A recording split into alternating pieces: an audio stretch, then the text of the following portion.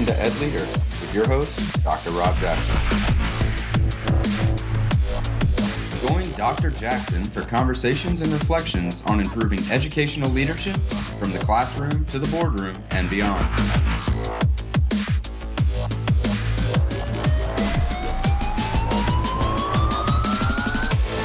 Educational leadership is an ever-evolving opportunity to make a real and lasting difference in the lives of students, parents, and the community.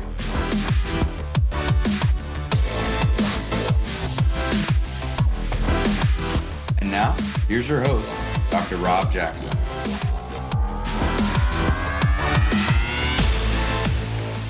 Hi, friends. Welcome to the EdLeader podcast. I'm your host, Rob Jackson, and I want to thank you for spending time with me today. If you have not, please take a moment to rate and review the podcast on your podcast player and share it with your network of colleagues and friends. The EdLeader podcast community continues to grow worldwide because of your kind words and positive ratings. Remember, you can find show notes, links to references that are cited during each episode, and find each of the previous regular episodes in the special series that we have done at drrobjackson.com. The last episode on the science of reading generated quite a bit of positive feedback. Miss Lancaster, a high school English teacher, emailed me to say, "I so enjoyed your podcast on the science of reading. I'm envious of the K-5 teachers getting trained in the science of reading. I appreciate you sharing your expertise on the breakdown in a way that anyone who takes the time to listen to the podcast can understand. Keep shining bright." Thank you, Miss Lancaster, for your kind words, and thank you for all that you do for students and for shining brightly as well. I greatly appreciate all of the feedback I receive and would love to hear from each of you. You may find contact information for the podcast and for me at drrobjackson.com. I have set a personal goal to dig into and break down each of the elements of reading comprehension. I'll share what I learn as we go in a new EdLeader podcast series on the science of reading, what every EdLeader should know. For EdLeaders who may not have taught in the primary grades or have a background in reading instruction, and for those who are true literacy experts, I'm going to do my best to peel back the rhetoric and get to the heart of what EdLeaders need to know about the science of reading. Speaking of getting to the heart, let's get to it.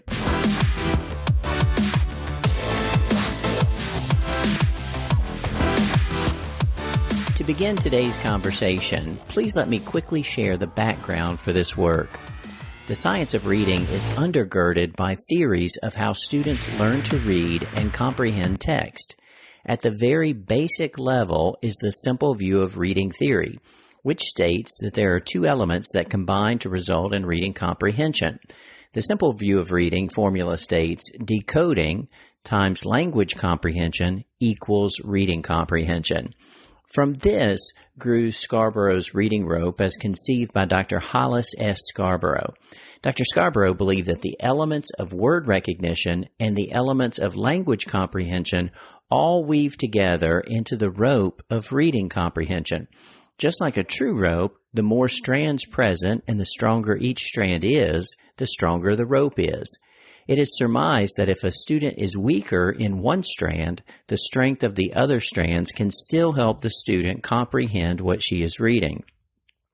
The strands of word recognition include decoding, phonological awareness, and sight word recognition.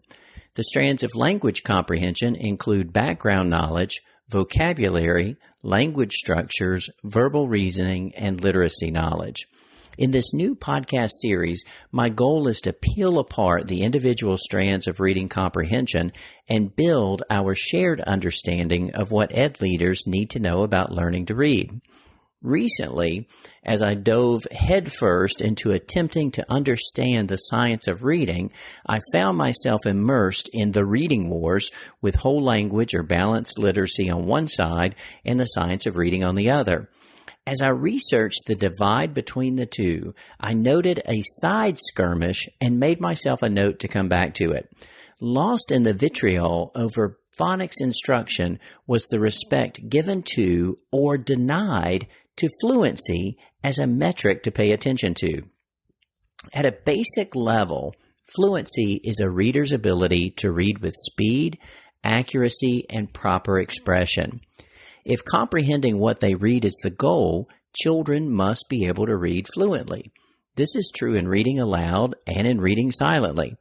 In many ways, fluency is the bridge between word recognition and reading comprehension.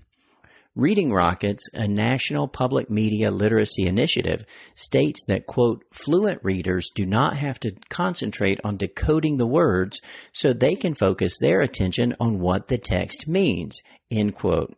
Let's break that down for a second. Essentially, if a reader is fluent, identifying the words on the page comes easily, so they are able to focus on understanding what the writer is trying to convey through the words on the page. The Oregon Department of Education has stated that, quote, knowing how to assess and teach fluency is critical to improving reading instruction at all levels, end quote. If then teaching and assessing fluency is critical, it becomes important for EdLeaders to know and understand what it is. In particular, educational administrators that may not have had a background in teaching children to read must take the time to learn the foundational concepts of literacy instruction. Fluent readers have mastered Tier 1 words or sight words, Tier 2 words, and are able to quickly use word parts, prefixes, suffixes, and root words to decode Tier 3 words. Tier 1 or sight words are words like I, each, no, long, said, some, they, him, make, that, if, up, etc. Tier 2 words are high-frequency words for mature language users. Words like coincidence, absurd, industrious are example of Tier 2 words. Instruction in these words can add productivity to an individual's language ability. Tier 2 words are the words that are likely to appear frequently in a wide variety of text and in written and oral language of mature language users.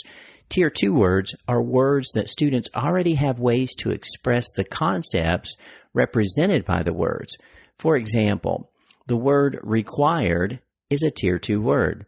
Students can define the concept of required using the Tier 1 words have and to.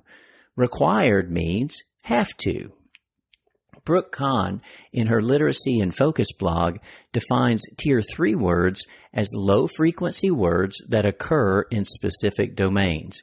Tier 3 words, she says, are central to understanding concepts within various academic subjects and should be integrated into content instruction at all levels, K-12, by the way.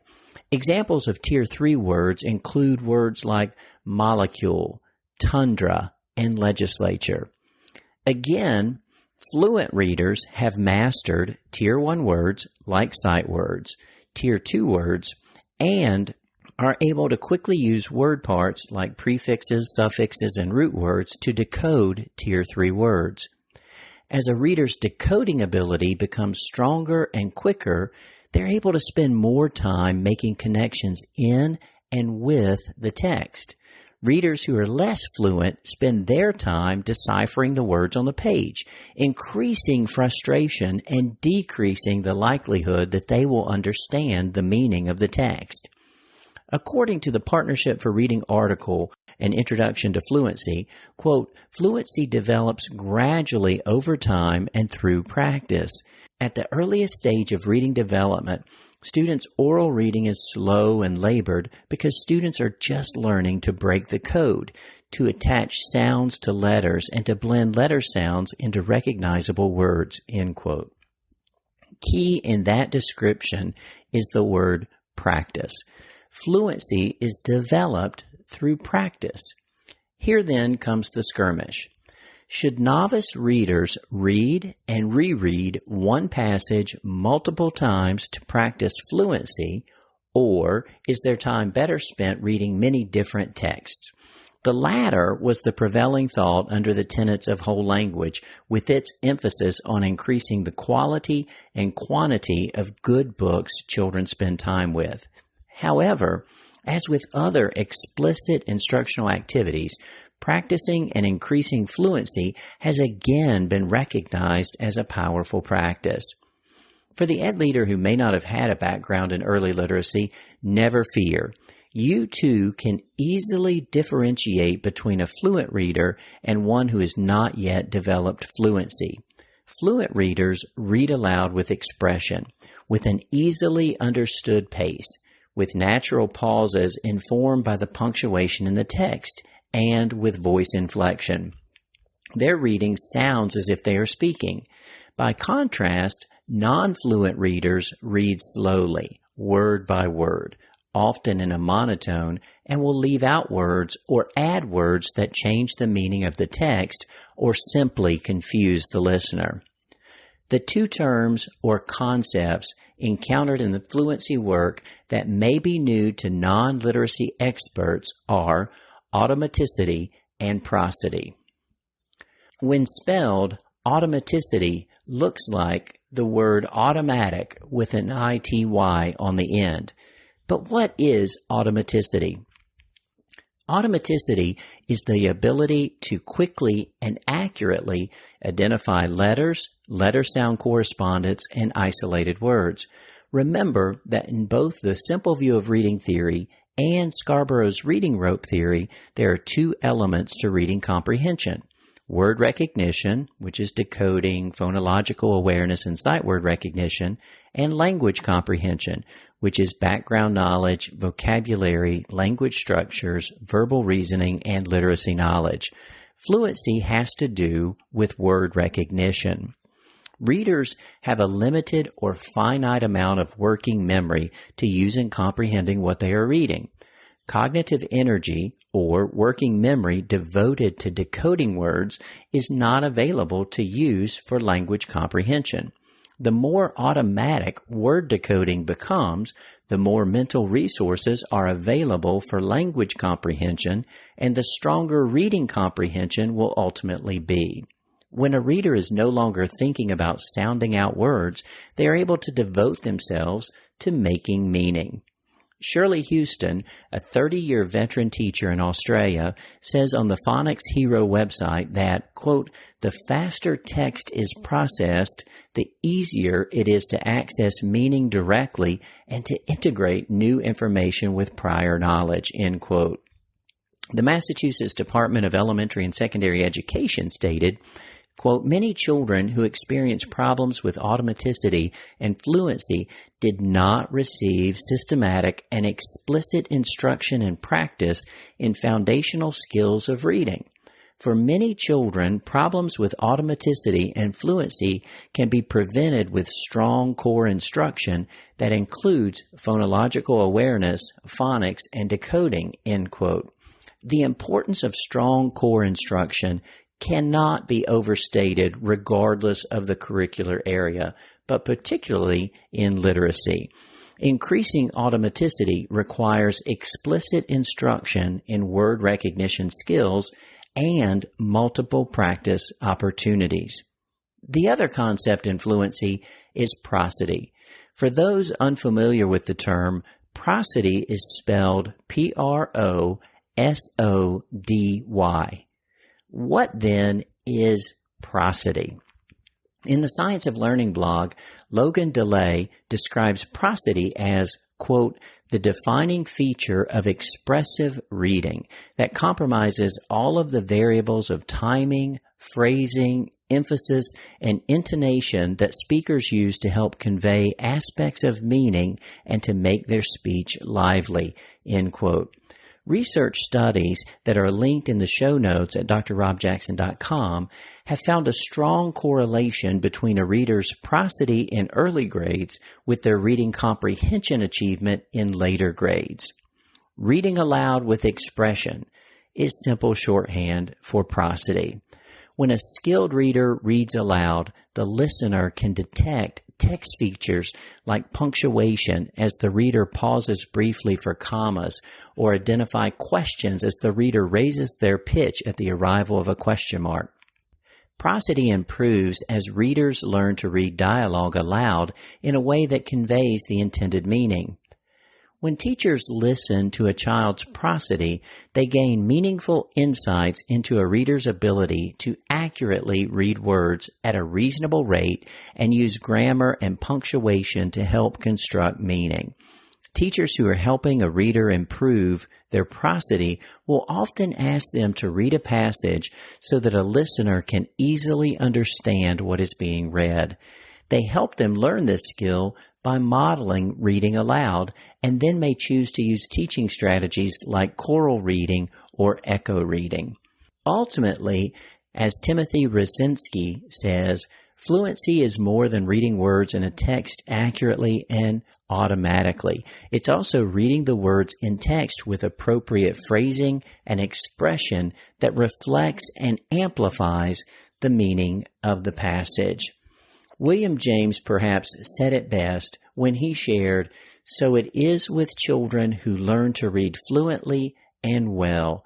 They begin to take flight into a whole new world as effortlessly as young birds take to the sky." I love his visual of young readers beginning to read fluently, effortlessly taking to the sky, ready to soar as learners. If we extend that visual, we could visualize a teacher as the mama bird pushing young readers out of the nest and the science of reading as the wind beneath their wings. Okay, so I can hear you groaning over my use of that cliche, but I think the visual is appropriate. May our young readers take to the sky as we cheer their efforts and the efforts of those who teach them how to fly. I hope that you enjoyed our time together. I am interested in your thoughts.